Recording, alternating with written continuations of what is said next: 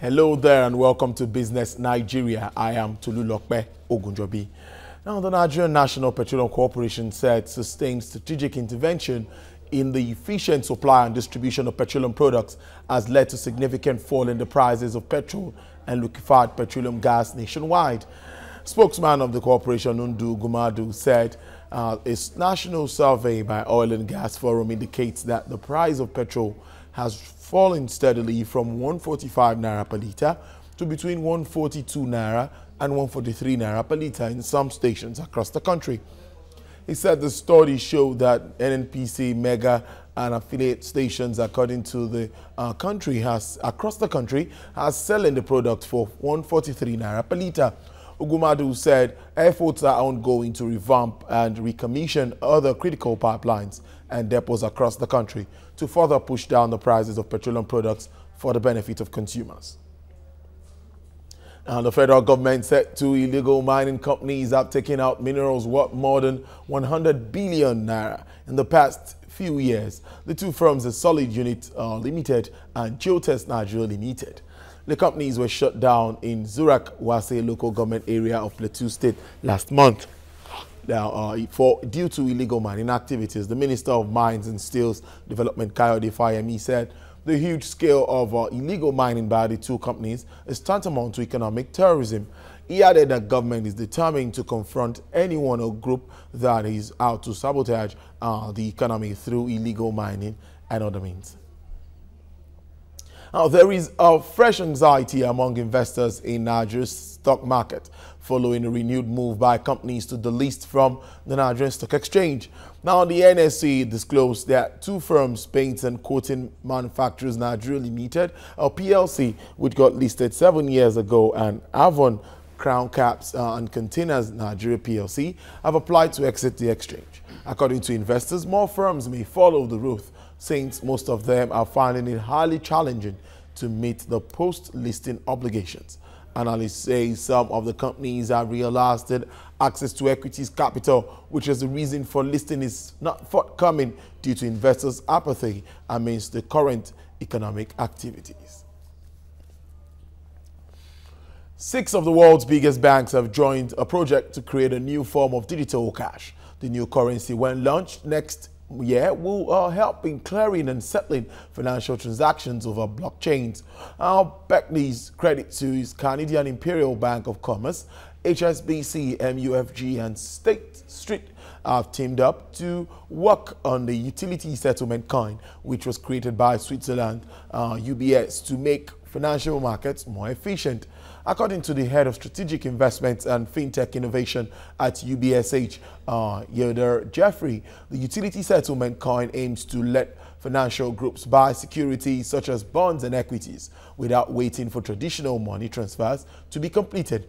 He said instead they would use digital coins that are directly convertible into cash at central banks, cutting the time, cost, and capital required in post-trade settlement and clearing. And there is no doubt that cybercrime is an image nightmare for Nigeria. The internet creates unlimited opportunities for commercial, social, and educational activities. But as we can see with cybercrimes, the net introduces its own peculiar risk. What is the menace cybercrimes poses to the society? The inconvenience or convenience associated with IT and the internet is now being exploited to serve criminal purposes.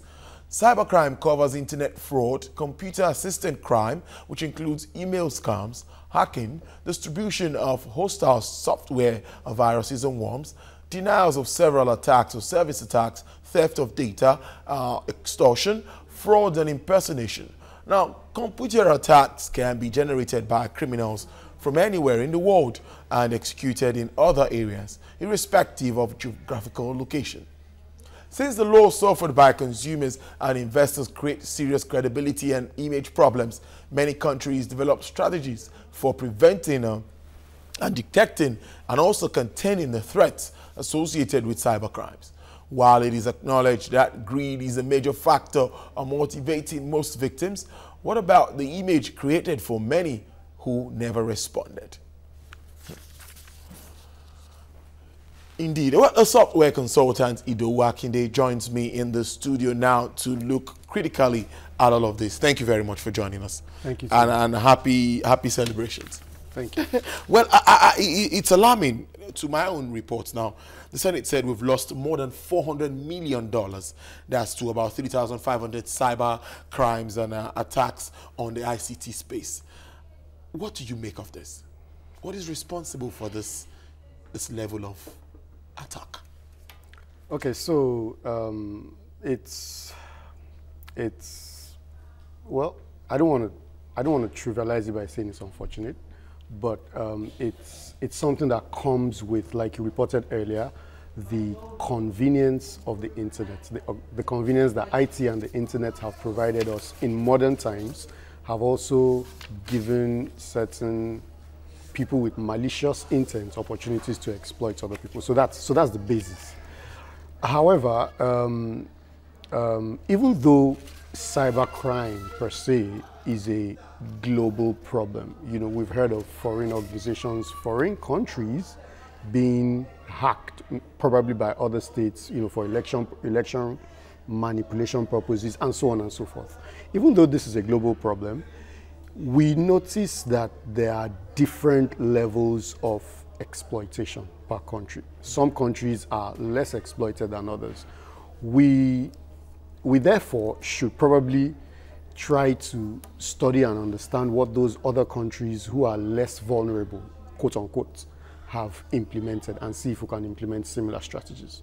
So that's on the general strategic level. In terms of specifics, if you ask me, from a business capitalist perspective, I will say that every problem presents an opportunity for someone to prosper.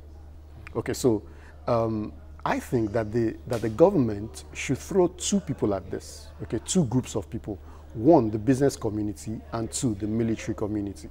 So for the military, it's the purpose is to defend the integrity of the Nigerian state, so that there is no foreign manipulation in any of the correspondence that is going out, any of the vital assets or digital assets that we have, passports, all of those things that are stored electronically. For the business side, because this is a huge economic problem all over the world, anyone who can create viable, solid anti-cybercrime security solutions across the various types of solutions will make a lot of money. So if there is a way for the government to provide tax relief for such budding or ambitious Nigerian IT companies to go into that, do the research to go into that area and produce solutions, this can be a major, another export line for us to earn revenue, for us to earn forex. These are just my own personal opinions about how we can do this. But indeed, when we talk of efforts, let's look at the security agencies now. They have a role to play in all of this. Okay. How far have they gone? I don't even think they are so enlightened. Are they really enlightened? Are they set to prepare to do this job? Well, obviously, as of today, given the level of interactions that you and I have had with our own local security agencies, we know that they are not that, first of all, digitized, yet. And secondly, sophisticated enough to be able to defend and protect against such attacks as these. So take for instance, someone wants to hack into the police database of criminals. The first question you should ask is there a police database? The last time I was at a police station, I saw paper files being carried up and down. So fine. Obviously, we're not ready. Our security agencies need a little bit of upgrade. But with those upgrades should come a deliberate focus on protecting the digital assets. So whether it's the National Immigration Service that is protecting against immigration documents, or it's the police protecting against criminal and other records, or it's the SSS protecting against whatever records that have been protected, each one of them should, as they are creating electronic databases, should be mindful to create protections, to protect those assets. You talked about opportunities created by this challenge which we face. But it brings me back to, many say talking about the local scam, not even local, it's international now, the internet frauds and all of that. Greed is one thing that comes in. Okay. Let's look at this greed of a thing and look at the opportunities thing. Some take advantage of this greedy people and make their own money too. Okay. So how do we check this part of it? Okay, so my position concerning the Yahoo trend, you know, for as long as it has existed, is that it's a culture problem. You know, so despite the fact that there are serious economic problems, serious economic challenges in many families in Nigeria, I will still say that it's inexcusable for any parent to condone for their child, their ward, their son or their daughter to come home with money that they cannot account for. Many of the Yahoo quote unquote people that are operating these scams are people that walk about in society freely, and they go out one day and they come back the next day with a lot of cash and buy cars and build houses, and everybody celebrates them. You know, so for me, it's a societal problem. We need to learn to whistleblow and shame people, or at least recommend people for further investigation whose sources of money are not easy or clear for all to analyze. You know, so when those things are not clear, please blow the whistle on them. That's my position. Okay, Ido, we're going to take a break now and we'll be back with more on the show. Ido will still be here when we'll come back. We'll still be looking at other issues surrounding cybercrime. It is really important that we check this. Stay with us. It's still Business Nigeria.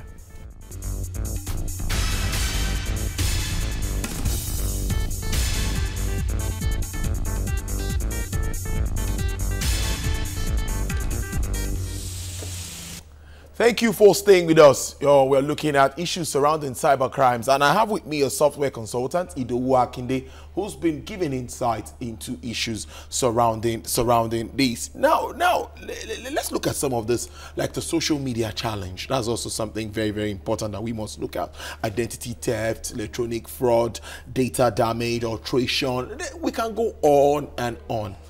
Do you even think there's any form of monitoring? You know, because people just go out of their way to do some things online and it's not monitored. It's just like a free for all. What do you think as an expert in the sector? Don't you think there should be some checks, you know, and balances? Okay, so I like those words that you finished with, checks and balances, and I'll explain why I mentioned balance especially in a moment. So the thing with the internet that people need to get or understand fundamentally is that with the convenience of the internet comes a loss of privacy to a degree. So there is a very high likelihood that I can get someone's house address on the internet today via any of the various social networks. It's much more likely today than it was 10 years ago. Okay, because internet wasn't as widespread in Nigeria 10 years ago.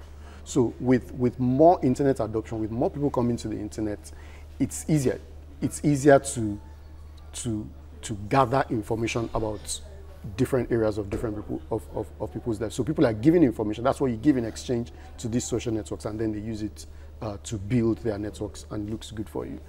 So the challenge with instituting government-sponsored or government-backed monitoring initiatives is that government then is seen to be invading the privacy of individuals, you know, which is what foreign governments all over the world have tried to, you know, which is what people have protested against the foreign governments of the world snooping into the databases of the Facebooks of this world and the Twitters and all of these, you know, major social networks. So that's the challenge. So like I said, I like your word balance. If that balance can be struck between regulating the activities of people on social media, because if you think about it, with the ease with which criminals across all sectors, you know, kidnappers, you know, terrorists, and so on and so forth, can easily build a profile of anyone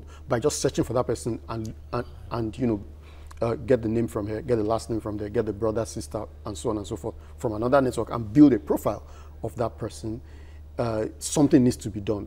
I see that in the near future, there may be a need for governments to regulate how people access and use information on the internet. However, it needs to be balanced with concerns around privacy.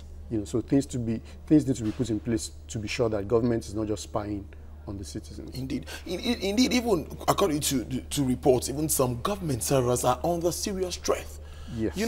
So are there not laws, that should be enacted? I think there was one time the House was talking about a law, that, could check the misuse of all of these, ensure cyber crime, cyber space operators, function in accordance to the law. Are there no laws? Are we not supposed to enact laws? Actually, given the Nigerian case, I'm aware to some extent, to a degree, that there are laws. Okay, for instance, I think in 2015, shortly after there was a huge, recorded number of cybercrime incidents, especially in Nigeria's banking sector. From 2015 till date, there's been a lot of upgrades across all the FSIs, all the financial sector institutes, all the companies in financial services. So I think that in 2015, I remember that in 2015 there was some law that was passed, some cybercrime law. However, the question is, how is it enforced? So I don't remember ever reading on the internet of a certain notorious Yahoo person or internet scammer being arrested, prosecuted, and jailed. So like every other law in Nigeria, the question is enforcement. So are they enforcing it? Has the orientation and awareness drilled down from the high level laws to the implementers, the enforcers on the road, the policemen and other law enforcement agencies?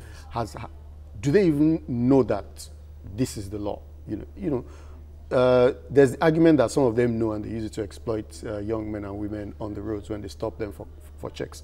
But even that, obviously, it looks like nobody's interested in enforcing the law. So I think that a lot of effort should be placed by the government towards enforcing the laws, not so much bringing up new laws. Enforcement is really, really, really very important. Now, what about local participation in this ICT space? If you remember the last time the minister was saying it's going to encourage local. How far have we gone? Are we really promoting local content? Maybe that would even help us house some of our data and information. If there is more, because maybe the infiltration and all of that too could be part of the problems we're having. Okay, so. At the risk of sounding over-sabi, I think that the right attention is not being focused or is not being placed in the right places, especially with Nigeria's broad ICT strategy. Okay, so it's good and it's encouraging and it's heartwarming for someone like me who's an ICT practitioner to hear that the government is promoting local content, and that's very good. But in terms of specifics, are there incentives, okay, for people to want to host their data, for instance, locally rather than offshore? So today, among many ICT professionals, you hear of people when they talk about hosting that they're mentioning the foreign names, I don't want to mention their names, the Amazons and so on and so forth. They're mentioning the big global players. If you want people to take their eyes off those big players and, start to think about keeping some of these monies within the economy, within the country to grow the local economy, then rather than attacking it from an enforcement perspective and saying banks must save all their data within local data centers, which is good, rather create incentives that you won't have to tell them to save it locally. Make it such that if anybody sets up a hosting company locally, give them a 20% or a 30% tax break. That will force them to drop their prices, which will make any other company like myself or any of the banks to consider those local companies better than the foreign ones. So there are ways to make the environment more conducive you know, for the things that, for the behaviors you want to see. So if you want to see people hosting data locally, you want to see people participating and enjoying the fruits of local software investments, then make the environment more conducive, you know, for them. That's. I think we'll leave it at that now. Software consultant Idowu Akinde, thank you very much for your views. Thank you very much. Really looking at the cyber issues. It's really worrisome, and it's something that, yeah, I know it might not be able to eradicate it. We might not be able to eradicate it fully, but it should be reduced at least to the barest minimum, so that we could have safety at least in all ramifications. I must thank you again for joining us on Business Nigeria, you know, and the public holiday and all of that, and you're still here with us. Thank you. Well, that's it on the show. Crude oil prices first in the global market dropped further on Monday. That's after North Korea tested its nuclear weapon. Now, the London market, the Brent crude trades lower at $52 per barrel, down by 0.78%. For the OPEC basket, the Brent drops to $49 per barrel. Analysts say the uncertainty in the oil market has forced investors to pump money into the gold market. Well, that's our show for you today on Business Nigeria. Well, join us tomorrow as we'll be linking, as usual, live from the Nigerian stock market and also other insightful and detailed analysis. I am Tolu Lokpe Ogunjobi. On behalf of the entire production crew, I thank you for watching. I leave you with the figures of the exchange rate as it stands today.